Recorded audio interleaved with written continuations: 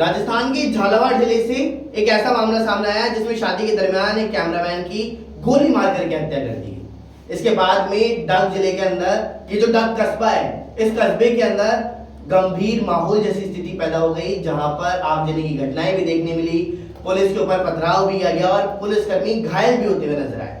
इतना ही नहीं, दो पक्ष आपस में एक दूसरे पर इस तरह तक झड़के कि उनका चक्कर में अब इंटरनेट की सेवाएं भी बंद कर दी गई हैं। ये इंटरनेट की सेवाएं आज रात 12 बजे तक बंद हैं।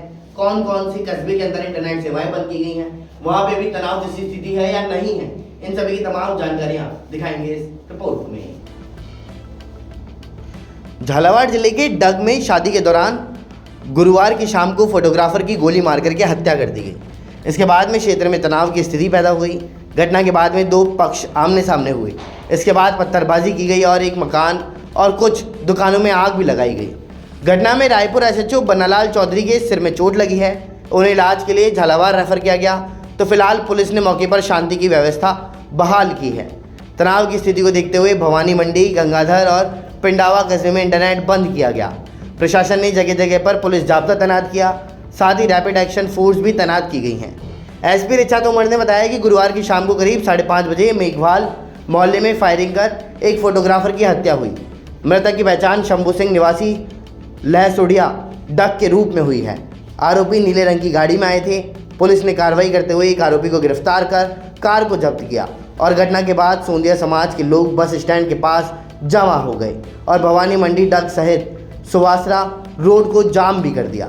एक आरोपी युवक की गिरफ्तारी की सूचना के बाद में दो पक्ष आमने सामने भी हुए और इसके बाद में तनाव की स्थिति बढ़ गई। राजस्थान में 6 जिलों के अंदर लू का अलर्ट जारी किया गया।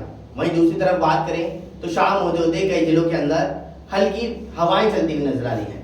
धूल भरी आंधी भी आज कई शहरों में देखने को मिली है। वहीं जयपुर के अंदर तापमान की बात करें तो तापमान में 1 से 2 डिग्री का अंतर देखने को मिला।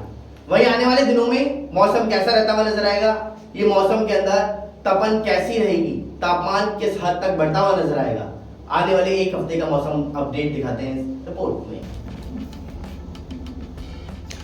राजस्थान में पश्चिमी हवा का प्रभाव बढ़ने से गर्मी तेज होने लगी। बाड़मेर, जैसलमेर, श्रीगंगानगर, कोटा, टोंक और पिलानी में तापमान 43 डिग्री सेल्सियस से ज़्यादा दर्ज किया गया। ये जिले लू यानी हीट वेव से प्रभावित रहे हैं। तो बता दें कि जयपुर, उदयपुर, अजमेर समेत अन्य शहरों में भी दिन और रात के तापमान में बढ़ोतरी हुई। आज सबसे ज़्यादा तापमान बाड़मेर में 44.8 डिग्री सेल्सियस दर्ज किया गया।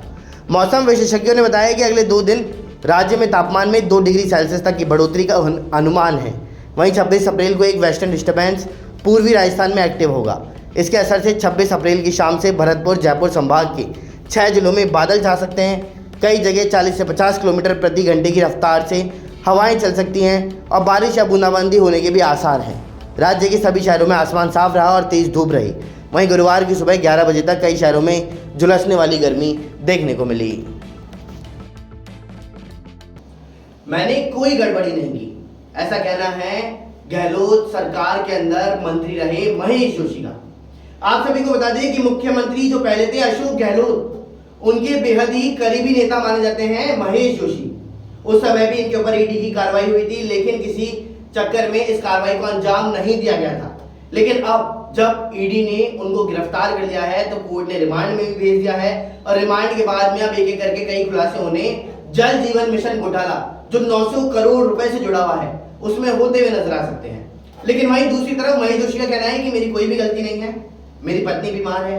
अब ऐसी स्थिति के अंदर दिखाते हैं क्या उन्हें राहत मिलेगी या मुश्किलें बढ़ती हुई नजर आ सकती हैं।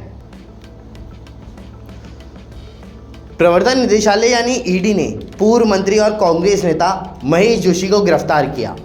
जल जीवन मिशन घोटाले में करीब 900 करोड़ रुपए का घोटाले में गुरुवार को दिन भर ईडी के अधिकारियों ने जोशी से पूछताछ की।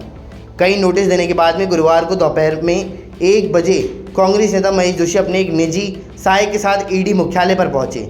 ईडी के अधिकारियों ने उनसे घोटाले से जुड़े हुए मामले में पूछताछ की। करीब 6 घंटे पूछताछ के बाद ईडी ने जोशी को गिरफ्तार भी किया। ईडी के गिरफ्तार करने के बाद में महेश जोशी ने कहा कि मेरी पत्नी मरणासन स्थिति में है, मेरे खिलाफ केस बनाया गया है, मैंने कोई गड़बड़ी नहीं की, किसी से पैसा नहीं लिया। जोशी ने कहा जिन लोगों के खिलाफ मैंने कार्रवाई की है उनके बयान लेकर के मेरे खिलाफ एक्शन लिया गया। मुझे देश की कानून व्यवस्था पर पूरा भरोसा है और मैं उम्मीद करता हूं कि मुझे न्याय मिलेगा। फिलहाल देश और दुनिया की तमाम बड़ी खबरों के लिए इतना ही। बने रहिए हमारे साथ। नमस्कार।